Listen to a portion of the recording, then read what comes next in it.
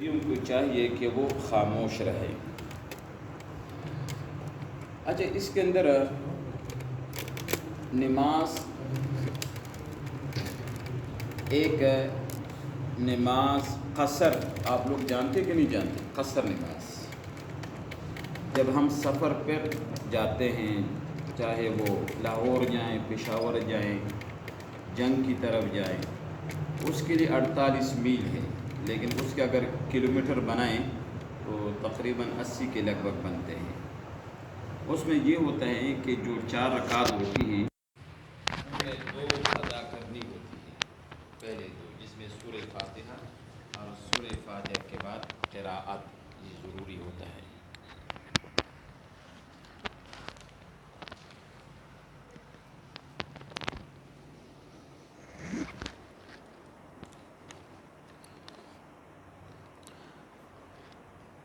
اسی طرح ایک نماز ہے جس کو نماز جنازہ کہتے ہیں، اس کے بھی طریقہ سب کو معلوم ہے کہ جو بالغ حضرات ہوتے ہیں، مرد ہو یا عورت ہو، اس کا جو جنازہ ہے اس کا طریقہ کار اور ہے۔ جو نابالغ بچہ ہے اس کے لیے دعا اور کی جاتی ہے، خصوصاً تیسری تکبیر کے بعد اللہم اجعلہ لنا۔ اگر بچی ہے اور نابالغہ ہے تو اس کے لیے دعا اور کی جاتی ہے اللہم اجعلہا لنا۔ اچھا، مولانا زاہد صاحب نے ایک مسئلہ میری طرف جو بھیجا ہے کہ بس اوقات امام اگر بلند آواز سے قرات کر رہا ہو تو مقتدی سنتے ہیں کہ بھئی قرات ہو رہی ہے، کوئی بات سمجھ میں آ رہی ہے، لیکن بس اوقات یہ ہوتا ہے کہ امام صاحب بھی آہستہ قرات کر رہا ہوتا ہے، جیسے زور کی نماز ہے، عصر کی نماز ہے، اس وقت مقتدی اگر قرات نہیں کر رہا تو وہ کیا کرے؟ اس صورت کے اندر بھی احناف حضرات یہی فرماتے ہیں کہ پھر بھی اس نے خاموشی رہنا ہے، پھر بھی سکوت اس کے اوپر لازم ہے۔ البتہ حضرت ابو ہریرہ رضی اللہ تعالی عنہ کی غالباً ایک حدیث ہے کہ وہ الفاظ یہ ہیں اقرأ فی نفسک، کہ آپ اپنے دل میں پڑھیں، یعنی زبان کو حرکت نہ دیں، زبان کو حرکت دیے بغیر آپ سورہ فاتحہ پڑھیں، سورت پڑھیں، اس سے نماز پر فرق نہیں آتا ہے۔ اس وقت یہ منع ہے قرات جس وقت انسان زبان کو حرکت دے۔ اس کا ایک نماز کے اندر جو ہمارا دھیان نہیں ہوتا، ہمیں خیالات آتے ہیں، ہم متوجہ نہیں ہوتے ہیں یا دل نہیں لگتا، اس کے پیچھے بھی کئی وجوہات ہوتی ہیں۔ ایک وجہ تو یہ ہے کہ ہو سکتا ہے کہ ہمارا جو استنجا ہے اس کے اندر کوئی گڑبڑ ہے، اس میں کوئی نقصان ہے، اس نقصان کا اثر نماز کے اندر ظاہر ہوتا ہے، یا بس اوقات ہم مسنون عمل کے طریقے سے ہم وضو نہیں ادا کر سکتے یا نہیں کر پاتے، باتیں کر لیتے ہیں یا صحیح طریقے سے وضو نہیں کرتے ہیں، جس کا اثر نماز کے اندر ہوتا ہے، مختلف خیالات آتے ہیں۔ حالانکہ مشکات شریف میں ایک حدیث ہے جو صحاح ستہ کے اندر بھی موجود ہیں کہ جبریل علیہ السلام نے آپ صلی اللہ علیہ وسلم سے چند سوالات کیے کہ اسلام کیا ہے، ایمان کیا ہے، اور اس میں سے ایک سوال یہ تھا کہ مل احسان یا رسول اللہ، احسان کیا ہے؟ اس موقع پر آپ صلی اللہ علیہ وسلم نے جواب دیتے ہوئے فرمایا ان تعبد اللہ کأنک تراہ، کہ اللہ کی عبادت اس انداز سے کر گویا کہ اپنی آنکھوں سے تو اللہ کی ذات کو دیکھ رہا ہے۔ جب انسان کی یہ سوچ ہوگی تو میرے خیال میں اس کی توجہ ادھر ادھر نہیں بھٹکے گی۔ فَإِن لَمْ تَكُنْ تَرَى فَإِنَّهُ يَرَاكَ، لیکن اگر انسان یہ نہیں اپنا سکتا تو کم از کم یہ عقیدہ تو اپنا سکتا ہے کہ جس ذات کے لیے میں نماز پڑھ رہا ہوں وہ ذات مجھے دیکھ رہی ہے۔ اور کچھ اسباب ایسے ہوتے ہیں اختیاری کہ ہم خود نماز کو جو توجہ ہونی چاہیے یا دھیان ہونا چاہیے یہ نہیں رہتا ہے۔ اس کی وجوہات یہ کہ ہمارے جیب میں موبائل بھی ہوتے ہیں، پھر موبائل کو ہم مکمل طور پر بند بھی نہیں رکھتے، وہ وائبریشن وغیرہ ہوتا ہے، کوئی حرکت تھوڑی سی بھی آ جائے تو ہمارا دھیان اس وقت فوراً چلا جاتا ہے۔ اگر اپنے جیب میں موبائل بند بھی ہو، لیکن جو مقتدی وغیرہ ہوتے ہیں یا مسجد وغیرہ میں کوئی دو احباب آتے ہیں، ان کو اس مسئلے کا علم نہیں ہوتا، وہ کیا کر لیتے ہیں، موبائل ان سے آن رہتا ہے، اور کسی ایک کے پاس اگر تیسرے صف کے اندر بھی اگر وہ موبائل کسی کا فون آ جاتا ہے تو جتنی مسجد کے اندر لوگ ہیں سننے والے، سب کا دھیان اس کی طرف جائے گا۔ تو کچھ چیزیں ایسی ہوتی ہیں، حالانکہ مسجد کے خطبہ حضرات، دوسرے حضرات ان چیزوں سے منع بھی کرتے ہیں کہ اپنے اپنے موبائل بند رکھیں، اور خصوصاً موبائل اگر مکمل طور پر بند کریں یا گھر رکھ کر آئیں، یا اگر آپ بالغ مکمل طور پر بند نہیں کرتے، یہ بھی ہم خود ایسے اسباب اختیار کرتے ہیں کہ ہماری توجہ نماز میں نہیں رہتی۔ اور ایک مولانا زاہد صاحب، یہ بھی وجہ میں سمجھتا ہوں کہ ہمارے جو دوست احباب ہیں، جو مقتدی بھائی ہیں، ان کو یہ پتہ نہیں ہوتا کہ ہم جو پڑھ رہے ہیں یا سن رہے ہیں اس کا مطلب کیا ہے، اس کے مفہوم کے امام پڑھ رہے ہیں، ہم سن رہے ہیں۔ دیکھو، بچپن سے ہم رکوع کرتے آ رہے ہیں، سجدہ کرتے آ رہے ہیں۔ آپ کسی مقتدی سے یہ پوچھ سکتے ہیں کہ رکوع کا معنی کیا، نہیں پتہ اس کو۔ ہم بچپن سے سنتے آ رہے ہیں، پڑھتے آ رہے ہیں، مقتدی کو سب کو پتہ ہے سبحانک اللہم، لیکن ترجمہ نہیں آتا۔ سورت پڑھتے ہیں، سورہ فاتحہ پڑھتے ہیں، نہیں آتا، حالانکہ قرآن مجید میں اشارۃ النص سے یہ بات ثابت ہے کہ نماز اس وقت آپ کا دھیان ہوگا جب جو آپ زبان سے ادا کر رہے ہیں وہ آپ کو پتہ بھی ہو کہ آپ کیا پڑھ رہے ہیں۔ آپ کے پاس اگر کوئی میسج آ جاتا ہے، بہت اہم میسج ہو فون پر، اور آپ کو سمجھ میں نہ آئے، تو ہم کیا کرتے ہیں، یا آپ لوگ کیا کرتے ہیں، کسی دوست کو دکھاتے ہیں کہ یار اس کا مطلب کیا ہے۔ انگریزی میں کوئی لیٹر آتا ہے تو ہم دوسروں کو دکھاتے ہیں، کوئی اپلیکیشن لکھنی ہو تو ہم دوسروں سے لکھواتے ہیں، ہم خود تھوڑی سی محنت کر لیتے ہیں، وہ بات سمجھ آ جاتی ہے۔ لیکن یہاں سے بچپن سے مطلب ہمارے ایک روٹین بنی ہے اور ہم اس طرح پڑھتے جاتے ہیں، تو یہ بھی ایک وجہ ہے کہ ہم جو زبان سے پڑھتے ہیں ہمیں پتہ نہیں ہم کیا پڑھ رہے ہیں۔ نماز تو ہو جائے گی، یہ فتوے کی روح سے الگ بات ہے، لیکن میں جو کہنا چاہتا ہوں، اگر انسان یہ چاہیں کہ ہمارا دھیان نماز میں رہے، اس کو چاہیے کہ جو زبان سے پڑھ رہا ہے اس کا مطلب بھی معلوم ہونا چاہیے۔ قرآن مجید میں اللہ فرماتے ہیں، یا ایھا الذین آمنوا لا تقربوا الصلاۃ وانتم سکارى حتی تعلموا ما تقولون، یہاں تک کہ تمہیں معلوم ہونا چاہیے کہ تم کیا کہہ رہے ہو۔ اس لیے نماز کا ترجمہ سمجھ میں آنا چاہیے، اس کا مفہوم سمجھ میں آنا چاہیے۔ آدمی اگر ہمت کرے تو ہفتہ دو ہفتے میں ساری چیزیں سیکھ سکتا ہے۔ زکوٰۃ کے مسائل، زکوٰۃ کے مسائل آپ سب کو معلوم ہے کہ زکوٰۃ کا ذکر قرآن مجید میں کثرت سے آیا ہے، وَأَقِیمُوا الصَّلَاةَ وَآتُوا الزَّکَاةَ، اقیموا الصلاۃ وآتوا الزکاۃ، مسلسل اور مختلف انداز کے اندر اللہ تعالیٰ نے اس کو بیان کیا ہے۔ زکوٰۃ کو مختلف طریقوں سے دیکھنا ہوتا ہے، اس کو ایک انداز سے نہیں دیکھا جا سکتا، یہ ایک سمندر ہے یہ موضوع جو ہے نا، اگر اس کو بھی بندہ اس پر پورا کورس بھی آپ لوگ چلائیں یا مہینے بھی اس پر لگائیں تو میرے خیال میں پھر بھی ناکافی ہوتا ہے، بہت سارے اس میں مسائل ہوتے ہیں۔ پھر پرانے دور کے اور مسائل تھے، ہمارے دور میں اور مسائل ہے، پھر مسائل نے پھر اتنی وسعت اختیار کی ہے کہ ہر آدمی کے اپنے اپنے مسائل ہیں، اس کے زکوٰۃ کے الگ مسائل ہے، اس کے زکوٰۃ کے الگ مسائل ہے، اس کے زکوٰۃ کے الگ مسائل ہے۔ اب ہر مسئلے کا حل جو ہے مفتی صاحب نے تلاش کرنا ہوتا ہے۔ زکوٰۃ، یہ سب کو معلوم ہے کہ زکوٰۃ کی جو مالیت ہے، یہ جو فصل ہے اس کی الگ ہے، جو جانور ہے یہ الگ ہے۔ اب دیکھو جانور کتنی قسم کے، اونٹ اس میں بڑا جانور ہے، بھینس ہیں، گائے ہیں، یہ دوسرے نمبر پر ہیں، پھر ان سے بھی جو چھوٹے ہیں بکریاں، بکرے، بھیڑ، دمبا، یہ تیسرے درجے پر ہیں۔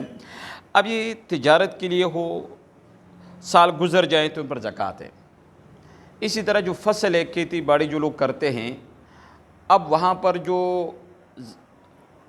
فصل کی جو زکوٰۃ دی جاتی ہے جس کو ہم عشر کہتے ہیں، اب اس کے مسائل الگ ہے۔ کچھ پہاڑی علاقوں میں زمینیں ہوتی ہیں، کچھ شہر کے اندر ہوتی ہیں، جیسے ہماری چنوٹ کی زمینیں ہیں، اب اس کے اندر 10واں حصہ دینا پڑتا ہے۔ جو بارانی زمین ہے اس کے اندر 20واں حصہ دینا پڑتا ہے۔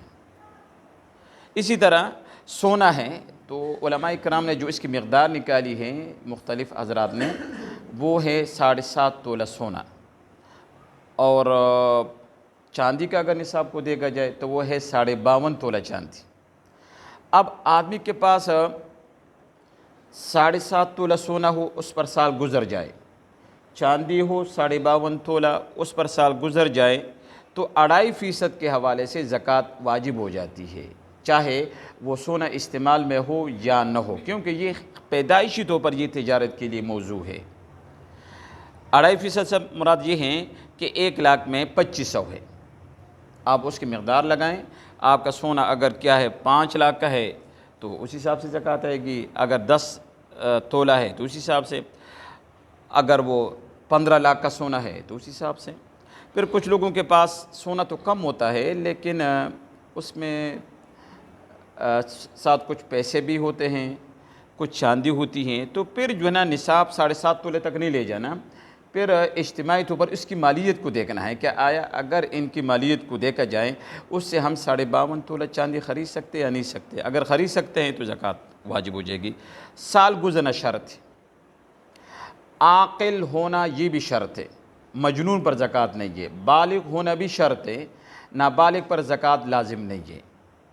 اور زکوٰۃ کے حوالے سے موجودہ دور کے اندر چاندی کے نصاب کو دیکھا جائے گا، اگر کسی کے پاس اتنی مالیت ہے جس سے وہ 52.5 تولہ چاندی خرید سکتا ہے تو وہ اس تاریخ کو نوٹ کر لے، اگلے سال جب وہ تاریخ آ جائے گی تو سال اس کا کمپلیٹ ہو جائے گا۔ سال کے مکمل ہونے کے بعد اب اس کو کہہ دیا جائے گا کہ حساب کر آپ کے پاس کتنا مال ہے، جتنا مال بھی ہے اس کے اوپر زکوٰۃ اس حساب سے نکال دے 2.5% کے حوالے سے، جو اس نے کھا لیا پی لیا اس پر کوئی زکوٰۃ نہیں کی، یہ بھی ایک شرط ہے۔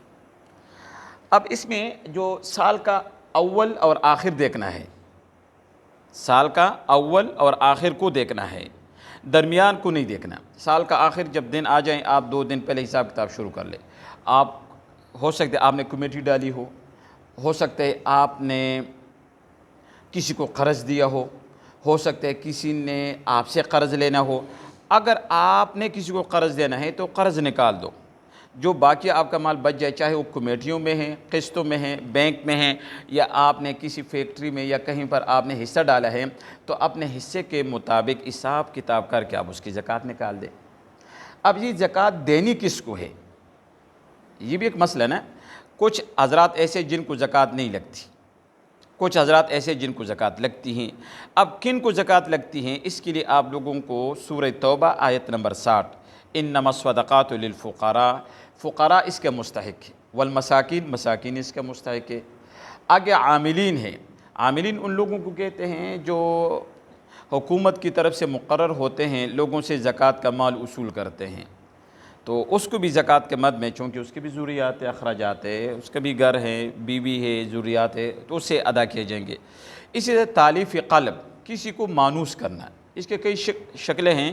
ابتدا اسلام میں یہ شک جائز تھا کہ جو مسلمان ہو جاتا تو اس کو اسلام سے یا اسلام پر پختہ کرنے کے لیے اس کو، چاہے وہ امیر تھا غریب تھا وہ الگ بات تھا، اس کو زکوٰۃ کے پیسے دیے جاتے ہیں۔ لیکن چونکہ یہ حکم اب منسوخ ہو چکا ہے کہ اگر کوئی نو مسلم ہے، نیو مسلمان ہیں، تو اگر وہ مالدار ہے تو اس پر زکوٰۃ نہیں لگے گی۔ اسی طرح رقاب، کوئی غلام ہے، اب غلام تو موجودہ دور میں نہیں ہے لیکن اس کا متبادل صورت موجود ہے کہ اگر اللہ نہ کرے ہمارا کوئی فوجی، ہمارا کوئی مسلمان بھائی انڈیا کے جیل میں ہے یا امریکہ میں ہے اور وہاں سے کوئی مطالبہ آ جائیں کہ آپ لوگ اتنے پیسے بھیج دو تو ہم آپ کو کیا کر دیں گے، چھوڑ دیں گے، تو اس صورت کے اندر بھی زکوٰۃ کے مد میں ان کے ساتھ تعاون کیا جا سکتا ہے۔ اب جیسے کچھ دن پہلے آپ کے پیچھے جانے مولانا منظور صاحب نا، اس کے بھائی کو سندھ کے اندر ڈاکو نے پکڑ لیا تھا۔ اب مجھے کسی دوست نے ویڈیو بھی دکھائی اور اس میں انہوں نے مطالبہ کیا میرا خیال میں کہ 25 لاکھ دو۔ اب وہ غریب آدمی وہاں پر کمانے کے لیے گیا تھا۔ اب ایسے لوگ جو کمانے کے لیے جاتے ہیں اور اپنی دیہڑی پر وہ گھر کا نظام چلاتے ہیں، وہ کہاں سے 25 لاکھ لائے؟ اب وہ وہاں ان کی قید میں ہیں، انہوں نے اس کو باندھا ہوا ہے، جکڑا ہوا ہے، تو اس صورت کے اندر ایسے آدمی کو بھی زکوٰۃ کے پیسے دیے جا سکتے ہیں۔ یہ رقاب کی موجودہ صورتحال ہے۔ اسی طرح غارمین ہے، غارمین سے مراد مقروض لوگ ہیں۔ اگر کوئی آدمی مقروض ہیں، آپ کا اس کے اوپر قرض ہے تو اس صورت کے اندر آپ اس کو کہتے ہیں کہ پیسے دے، وہ کہتے ہیں میں کہاں سے پیسے دوں، بیچارہ کسی وقت میں اچھا تھا، اب اس کے حالات ٹھیک نہیں ہے۔ تو اس صورت میں مقروض کو اگر کوئی زکوٰۃ دے دے تو اس کو بھی زکوٰۃ لگ جائے گی۔ البتہ اگر کوئی امیر آدمی یہ کہہ دے کہ اس نے جو مجھے پیسے دینے ہیں میں اس کو زکوٰۃ میں شمار کر لیتے ہوں، تو ایسے زکوٰۃ میں شمار نہیں ہوں گے، بلکہ پیسے نکال کر زکوٰۃ کے اس کو دے دیا جائیں، اس کو مالک بنا دیا جائے۔ مالک پھر وہ اپنی طرف سے کہہ دے کہ یار آپ کو میں نے 1,00,000 روپیہ قرض دینا تھا، لہٰذا میں آپ کو واپس کرتا ہوں، تو اس صورت کے اندر ادا ہو جائیں گے۔ اس کو کہتے ہیں غارمین۔ ایک فی سبیل ہے جو اللہ کے راستے میں ہیں، اللہ کے راستے میں، جیسے مدارس میں جو بچے ہیں اللہ کے راستے میں ہیں، وہ مسلسل ان نے اپنی زندگی وقف کی ہے دین کے خاطر۔ دیکھو نا، یہ دین کو حاصل کرنا، دین کے آگے اشاعت کرنا، یہ ہم سب پر لازم ہے۔ جس نے بھی کلمہ پڑھا ہے لا الہ الا اللہ محمد رسول اللہ، اس نے دین کا کام کرنا ہے۔ اب اگر فرض کفایہ کے طور پر ایک جماعت تیار ہو گئی ہے علماء کی، مدارس کی شکل میں، مساجد کی شکل میں، جگہ جگہ پر وہ کام کر رہے ہیں، تو یہ مطلب ہے ان لوگوں پر ان کے احسان ہے جو لوگ کام نہیں کر رہے ہیں۔ تو ایسے لوگ جو اللہ کے راستے میں ہیں، انہوں نے اپنی زندگی وقف کی ہے، ان کی بھی ضروریات ہیں، تو اس صورت کے اندر بھی بیٹا یہ بند کر دیں، تو اس صورت کے اندر بھی ان کو زکوٰۃ کا مال دیا جا سکتا ہے۔ اسی طرح مسافر جو ہے، اگر وہ اس کا کسی نے جیب کاٹ دیا یا اس کو ضرورت پڑ گئی ہے، تو اس صورت کے اندر اس کے ساتھ اتنا تعاون کیا جا سکتا ہے کہ وہ اپنے گھر تک پہنچ جائیں۔ زکوٰۃ کے بعض اوقات یہ بھی ہوتے ہیں کہ کسی کو ہم نے قرض دیا ہے، وہ آگے دیتا نہیں ہے کہ نہیں یار میں نہیں دیتے، یا بعض لوگ ٹال مٹول کرتے ہیں، آج دیتا ہوں، کل دیتا ہوں، دیتے ہیں، یہاں تک کہ زکوٰۃ کا مہینہ آ جاتا ہے۔ تو اس صورت کے اندر علماء کرام یہ فرماتے ہیں، اگر کوئی آدمی یہ کہتے کہ میں نے آپ کے پیسے دینے نہیں گئے اور اتفاق سے مل گئے، تو اس صورت کے اندر جو وہ پیسے جو آپ کے مل گئے، جب مل جائیں اس وقت اس کی زکوٰۃ نکال دو، یا اگر آپ اس وقت صاحب نصاب ہے تو سال گزرنے کے بعد نکال دو، یا اگر کوئی ٹال مٹول کرتا ہے تو جب مل جائے آپ اس کی زکوٰۃ نکال دیں، شروع میں زکوٰۃ نکالنے کی پھر ضرورت نہیں ہے۔ زکوٰۃ کن لوگوں کو نہیں لگتی، اس کے لیے بھی کافر کو زکوٰۃ نہیں دے سکتے۔ جو سادات ہیں، سید خاندان سے تعلق رکھتے ہیں، ان کو زکوٰۃ نہیں لگتی۔ میں کتاب کا مطالعہ کر رہا تھا عالمگیریہ کا نا، اس میں لکھتے ہیں کہ، اور ہدایت کے اندر بھی وہ جزء موجود ہیں، کہ بنو ہاشم کو زکوٰۃ نہیں لگتی۔ اب بنو ہاشم میں کون ہیں؟ آل عباس ہیں، آل علی ہیں، آل جعفر ہے، آل عقیل ہے، اور حارث بن عبد المطلب کی اولاد ہے۔ ان کو زکوٰۃ نہیں لگتی۔ ان کو اگر آپ نے تعاون کرنا ہے تو اور مال کے ساتھ تعاون کیا جائے، یہ بھائی آپ بیٹھ جائیں، سیدھا بیٹھ جائیں، اور مد کے اندر ان کے ساتھ تعاون کیا جا سکتا ہے۔ تو زکوٰۃ کے لیے یہ بھی ضروری ہے کہ آپ اس کی تحقیق کریں، اور یہ بھی کوشش کریں کہ 1 روپیہ بھی آپ کے پاس رہ نہ جائے۔ میں کتاب کا مطالعہ کر رہا تھا، مفتی تقی عثمانی صاحب دامت برکاتہم العالیہ کا، وہ فرماتے ہیں کہ اگر کسی کے پاس کچھ پیسے بھی رہ گئے تو باقی جو پاک مال ہیں تو وہ کچھ پیسے ان کے باقی مال کو بھی ناپاک کر دے گا۔ اور اس نے مثال دی ہے، جیسے ایک آدمی کے پاس ایک بالٹی ہو اور وہ دودھ سے بھری ہوئی ہو، اور اس میں پیشاب کا ایک قطرہ گر جائے، تو ایک قطرہ کی وجہ سے وہ جو پاکیزہ 5 یا 10 کلو کا دودھ ہے وہ کیا ہو جائے گا؟ یہ نجس ہو جائے گا، ناپاک ہو جائے گا۔ تو اسی طرح جس آدمی کے پاس زکوٰۃ کے پیسے رہ جاتے ہیں تو وہ باقی مال کو گندہ کر دیتا ہے۔ تو اس لیے اس کے اندر انتہائی احتیاط کی ضرورت ہے، چھان بین کرنی چاہیے کہ آیا جس کو میں زکوٰۃ دے رہا ہوں، یہ جان چھڑانے والی بات نہیں ہے کہ یار میں اندازے سے دیتا ہوں، یہ کرتا ہوں، نہیں، اس اندازوں میں اکثر غلطیاں ہوتی ہیں۔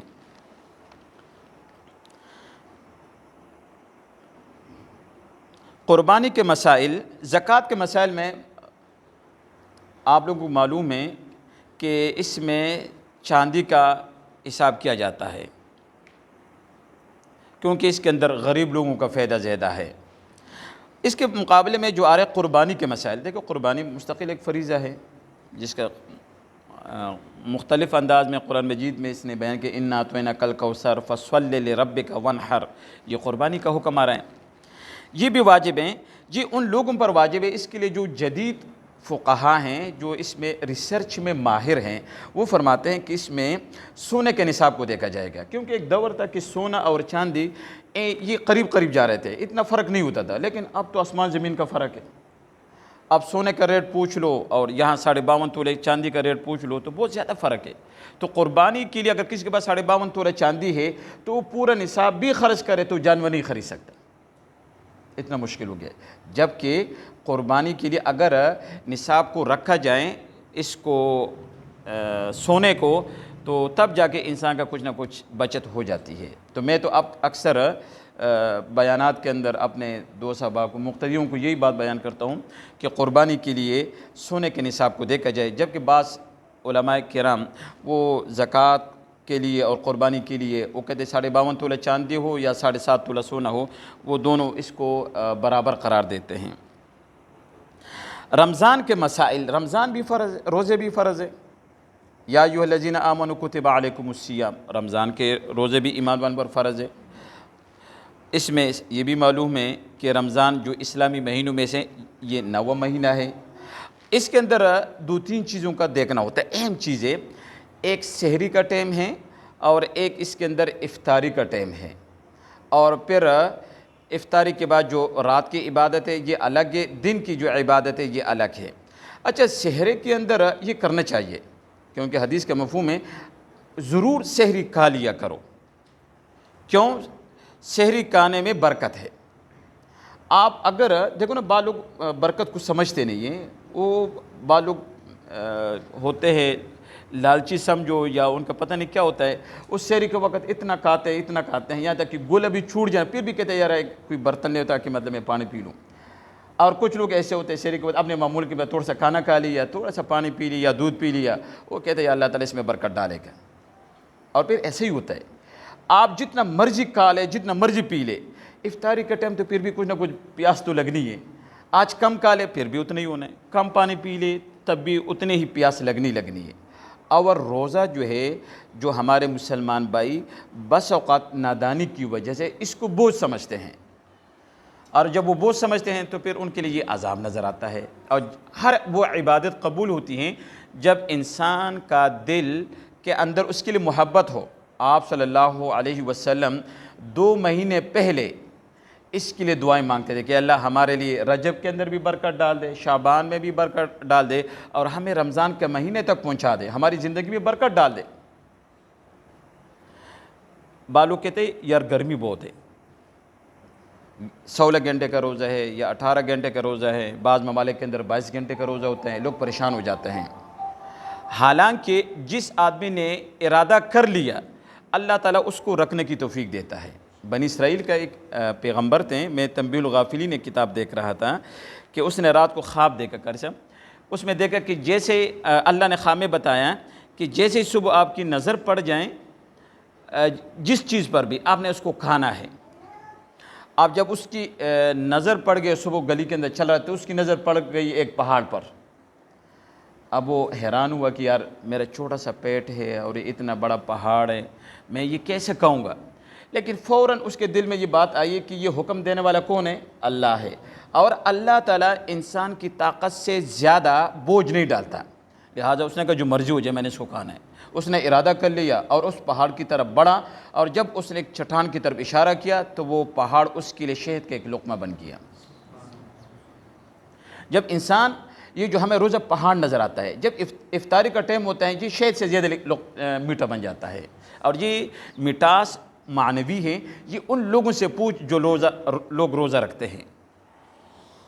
اچھا، بعض اوقات ٹائم ختم ہو جاتا ہے، وہ گولے چھوٹ جاتے، اس سے کیا مطلب ہوتا ہے؟ ٹائم ختم ہو گیا، لیکن لوگ اس کو بھی پھر بھی ٹائم ختم ہونے کے نہیں سمجھتے، کہتے اذان ہو رہی بھی اندھیرا ہے۔ بھائی نہیں، آپ نے ٹائم ختم ہونے کے بعد اذان شروع ہو گئی۔ اذان کب شروع ہوتی ہے؟ جب اگلا ٹائم شروع ہو چکا ہے، اس دوران میں آپ نے پانی پی لیا، دودھ آپ نے پی لیا، آپ نے کوئی کھانا کھا لیا، کھجور کھا لیا، آپ کا وہ روزہ نہیں ہے۔ آپ نے صبح سے لے کر شام تک آپ اس میں لگے رہیں، آپ کو سوائے بھوک کے پیاس کے کچھ بھی نہیں ملا۔ اس لیے یہ ضروری ہے کہ آپ وقت کی پابندی کریں، اپنی عبادت کو ضائع نہیں کرنا ہے، اور اس کے ضروری ہے کہ جیسے ٹائم ختم ہو جائے اسی وقت ختم کریں۔ اور افطاری کا ٹائم، اس پر تو میرے خیال میں کوئی لوگ زیادہ مسٹیک نہیں کرتے ہیں، غلطیاں نہیں کرتے ہیں، جیسے وہ گلے چھوٹ جاتے تو اس وقت یہ بھی مطلب کھانا وغیرہ شروع کر لیتے ہیں۔ اچھا کچھ لوگ جو نا رمضان مبارک میں جو میں سمجھتا ہوں کہ کچھ غلطیاں کر جاتے ہیں کہ وہ سمجھتے ہیں کہ رمضان سونے کا نام ہے، وہ اتنا سو جاتے ہیں کہ رات کو کوئی کرکٹ کھیلتا ہے، کوئی مطلب موبائل دیکھتا ہے، کوئی ٹی وی دیکھتا ہے، کوئی گپ شپ لگاتا ہے، کوئی گھومتا پھرتا ہے، سمجھ میں نہیں آتی کہ اس نے رمضان کو کس چیز کا رمضان کو یہ کیا سمجھ رہا ہے۔ حالانکہ رمضان کون سا مہینہ ہے؟ یہ مغفرت کا مہینہ ہے، رحمت کا مہینہ ہے، دوزخ سے خلاصی کا مہینہ ہے۔ حدیث کا مفہوم ہے کہ جو شخص اس مہینے کے اندر بھی اپنی بخشش نہیں کروا سکا، وہ 11 مہینوں کے اندر نہیں کروا سکے گا۔ اس میں عبادت کرو، قرآن مجید کی کثرت سے تلاوت کرو، پھر رات کی ایک عبادت ہے اور وہ کیا ہے؟ قیام اللیل۔ اس سے کیا مراد ہے؟ تراویح مراد ہے۔ دن کی عبادت کیا ہے؟ روزہ ہے۔ رات کی عبادت کیا ہے؟ تراویح ہے۔ اچھا آپ نے مجھے مسئلہ بھیجا ہے کہ ایک مسجد کے اندر 2 تراویح ہو سکتی کہ نہیں ہو سکتی؟ اس کے لیے پھر میں نے فتاوی محمودیہ دیکھا نا جلد نمبر 7 میں، اس میں وہ لکھتے ہیں کہ ہو تو جاتی ہے لیکن شرط یہ ہے کہ آوازیں آپس میں نہ ٹکرائے، اور بہتر طریقہ یہ ہے کہ اگر ایک مسجد میں 2 حافظ صاحب ہیں تو جس طرح مسجد نبوی میں ہوتا ہے یا حرم شریف میں ہوتا ہے 10 رکعتیں ایک پڑھائے 10 رکعتیں اور پڑھائے، یہ بھی تو ممکن ہے۔ برکیف اس کی گنجائش ہیں لیکن آواز ٹکرانی نہیں چاہیے، بہتر وہ ہے کہ ایک آدمی پڑھائے تو زیادہ بہتر ہے۔ اس میں پھر صدقہ فطر وغیرہ سارے مسائل پھر آپ لوگوں نے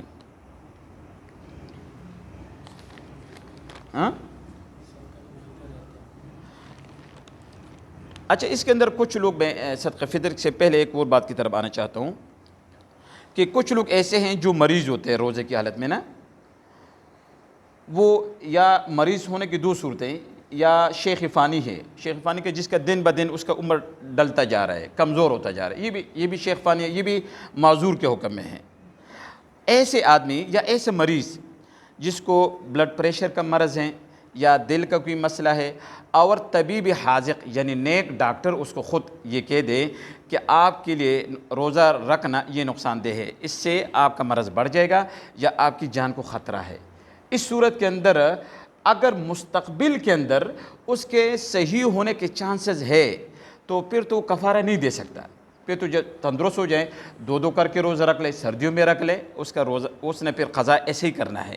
لیکن اگر وہ دن بدن جیسے شیخ فانی انتہائی بوڑھا ہے، 90 سال کا بوڑھا ہے یا 80 سال کا، وہ شوگر کے بھی مریض ہے، وہ اٹھ نہیں سکتا، تو اس کے لیے رمضان کے شروع میں یا آخر میں جو مہینہ 29 کا 30 کا ہے، ہر روزے کے بدلے میں 2 کلو گندم دے دے، جس کو نصف سا کہتے ہیں۔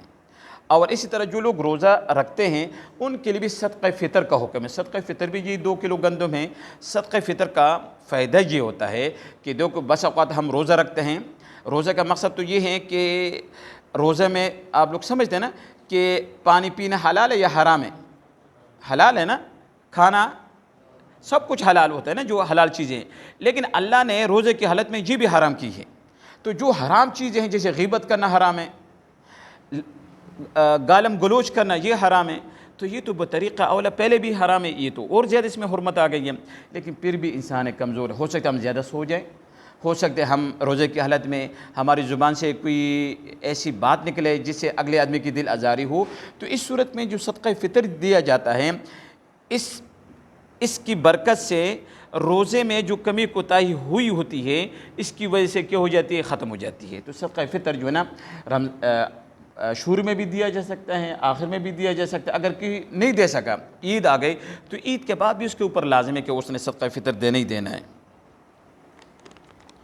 اچھا روزے میں اگر کسی کو احتلام ہو جائے تو اس سے روزہ نہیں ہوتا، فاسد نہیں ہوتا، البتہ غسل کرنے کا جو طریقہ ہے وہ یہ ہے کہ اس میں کلی کرنا، ناک میں پانی ڈالنا یہ جائز نہیں ہوگا۔ عام روٹین میں جیسے ہم وضو کرتے ہیں اسی طرح ہم کیا کر لے، وضو کر لے، بس اسی طریقے سے ہم غسل کر لیں۔ اور غسل کا مسنون طریقے بھی سب کو معلوم ہے کہ غسل خانے میں جب انسان جاتا ہے تو وہاں پر پہلے استنجا کرنا ہوتا ہے، پھر اگر غسل جنابت والا ہے تو ناپاکی کو دور کیا جائے، اس کے بعد جو ہے وضو وغیرہ کیا جائے۔ جیسے موجودہ دور کے اندر تو پانی میرے خیال میں جمع نہیں ہوتا تو سارا وضو کر لیں۔ البتہ وضو کے جو دعائیں ہیں وہ نہ پڑھے وضو میں. یہ جیسے بعض حضرات جو نا موجودہ دور کے اندر ہر گھر کے اندر یا ہر بیٹھک کے اندر اٹیچ بات ہے, وہاں پر لوگ وضو بھی کرتے ساتھ باتھ روم بھی ہیں, تو وہاں پر لوگوں کو یہ چاہیے کہ وضو کی جو دعائیں ہیں وہ نہ پڑھے. اگر کسی نے پڑھنی ہے تو وہ دل کے اندر پڑھ لے, زبان سے وہاں پر نہ پڑھے. یہ بھی مسئلہ آپ لوگوں کو بتا دیے. غسل کرنے کا طریقہ بھی سمجھ میں آ گئے ہیں. اگر نماز ظہر عصر عشاء میں آدمی جماعت کے ساتھ دوسری تیسری رکعت میں شامل ہو تو باقی نماز کس طرح ادا کرے گا؟ یہ مسئلہ کس کو معلوم نہیں ہے. اگر کوئی آدمی ظہر کی کتنی رکعتیں ہوتی ہیں؟ 4. مثال کے طور پر ایک آدمی شریک ہوا امام کے ساتھ چوتھی رکعت میں, تو جس آدمی سے اس سے کتنی رکعتیں رہ گئیں؟ 3 رکعت رہ گئی. اب یہ کھڑا ہو جائے گا. جب یہ کھڑا ہو جائے گا یہ شروع کرے گا ثنا سے, سبحانک اللہم سے, پھر تعوذ بھی پڑھے گا, تسمیہ بھی پڑھے گا, سورت بھی پڑھے گا, اور سورہ فاتحہ بھی پڑھے گا, سورت بھی پڑھے گا. تو اس کی کتنی رکعتیں ہو گئی ابھی؟ جب یہ ایک رکعت کھڑا ہو کر پورا کرے گا کتنی رکعتیں ہو جائے گی؟ 2 ہو جائے گی نا, 2 ہو جائے گی. یہ بیٹھ جائے گا. تو یہ تشہد پڑھنے کے بعد پھر کھڑا ہو جائے گا. تیسری رکعت کے اندر سورہ فاتحہ شروع بسم اللہ بھی پڑھ لیں اور سورت ملا لیں اور 2 سجدے کر لیں. تو یہ دوسرے سجدے سے اس کی کتنی رکعت ہو جائیں گی؟ 3. پھر کھڑا ہو جائے. تو آخری رکعت کے اندر صرف سورہ فاتحہ پڑھ لے اور بیٹھ جائے, اس کی نماز پوری ہو جائے گی. اس طرح اسی طرح باقی سب نمازوں کو آپ قیاس کر لیں. طریقہ مشکل تو نہیں ہے.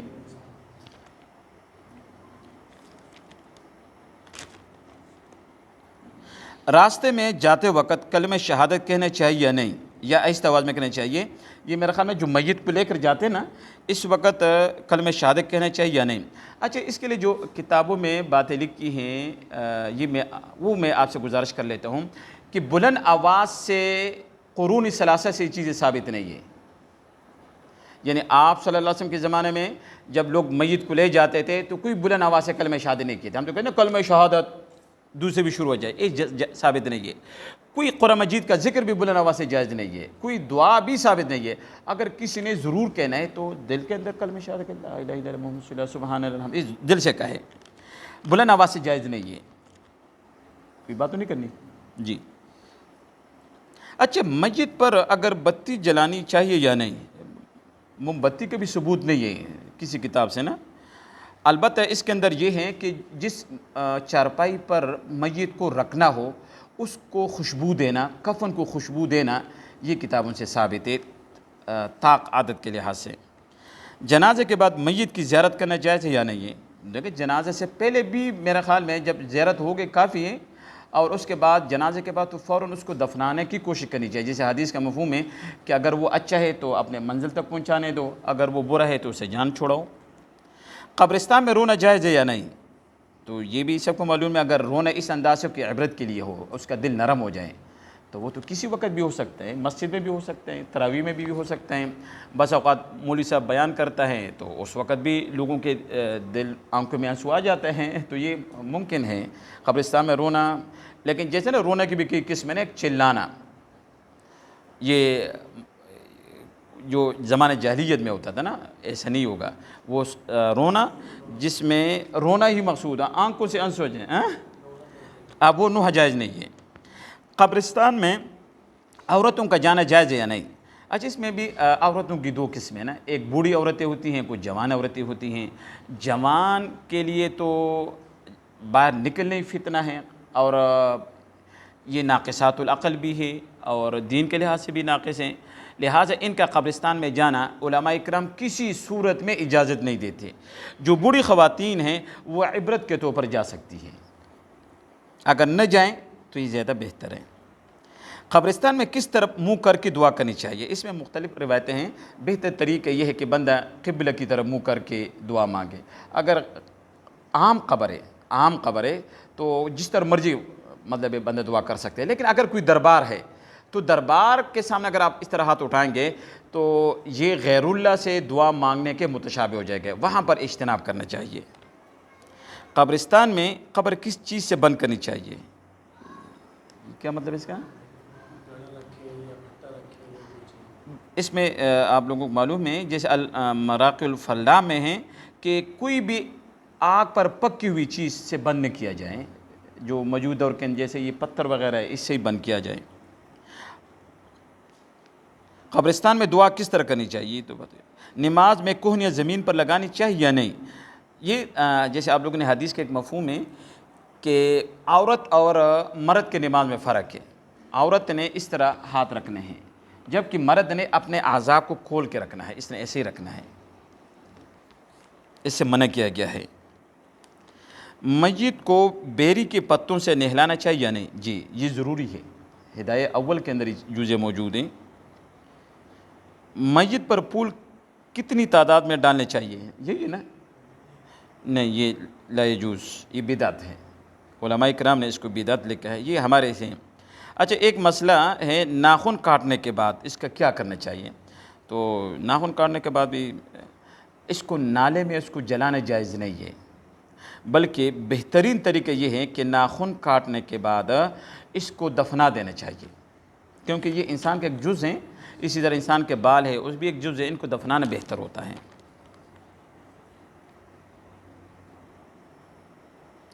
اور کوئی بات تو نہیں ہے؟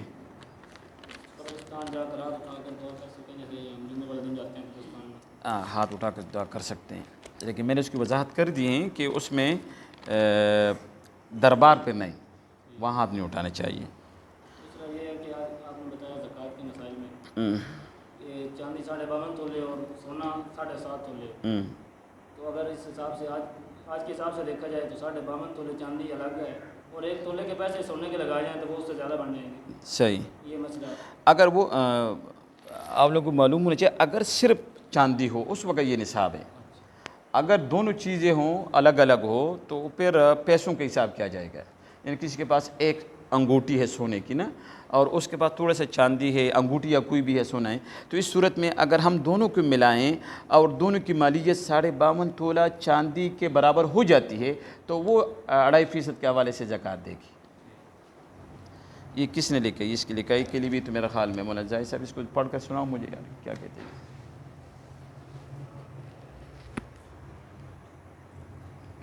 آپ نہیں کھانے سے، جیسے بعض احادیث کے اندر ترمذی اول کے اندر ایک حدیث ہے کہ آگ پہ پکی ہوئی چیزوں سے وضو ٹوٹتا یا نہیں ٹوٹتا، احناف کا یہ مسئلہ یہ ہے کہ اس سے وضو نہیں ٹوٹتا، البتہ جن احادیث کے اندر اس سے وضو کرنے کا حکم آیا ہے اس سے مراد کلی کرنا مراد ہے، صرف کہ جب آپ کوئی چکنائی والی چیز کھائیں تو آپ ہاتھ دھو لیں، کلی کر کے آپ نماز پڑھ سکتے ہیں۔ جی آپ آہستہ کریں یا اونچی آواز سے کریں، دونوں آپ کے پاس اختیار ہے، لیکن آپ یہ سمجھ کر جائیں کہ یہ ایک مسنون عمل ہے، جیسے السلام علیکم یا اہل القبور۔ شاب یا تقاضا پیش آیا اس حالت میں نماز پڑھیں، نماز ہو جائے گی؟ اس میں علماء کرام نے مکروہ لکھا ہے کہ اگر آپ پیشاب آپ کو آیا ہے، آپ کا تقاضا سخت ہے تو آپ کا سارا توجہ ادھر جائے گا، جیسے آپ نے ایک مسئلہ پوچھا نا کہ دھیان تو پھر نہیں رہے گا اس کا، تو اس سے بہتر ہے کہ آدمی پہلے بالکل فری ہو جائیں، بالکل خالی پیٹ ہو، مثانہ بھی خالی ہو، بالکل وضو کر کے اللہ کے سامنے کھڑا ہو۔